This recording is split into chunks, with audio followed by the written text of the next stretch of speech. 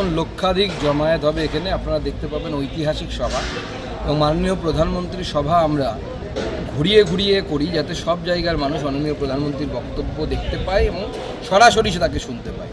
এর আগে আমরা গঙ্গারামপুরে করেছি, বুনিয়াদপুরে করেছি, বালুরঘাটে করেছি। এক একটা সময় এক একটি নির্বাচনে আমরা এক একটি জায়গাকে বেছে নিয়েছি। রামকৃষ্ণ আইভিএফ সেন্টার, মা হওয়ার স্বপ্ন পূরণ।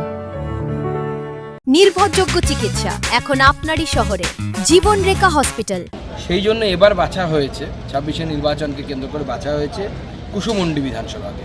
তো কুসুমুন্ডি বিধানসভাতে যেহেতু মাননীয় প্রধানমন্ত্রীর সভা হবে, কুসুমুন্ডি বিধানসভা এবং তার পার্শ্ববর্তী হরিরামপুর বিধানসভা, এই দুটোতে তো সবথেকে বেশি প্রভাব পড়বে। আমরা 6-0 করবো এবার তৃণমূল কংগ্রেসকে পর্যদুস্ত করে।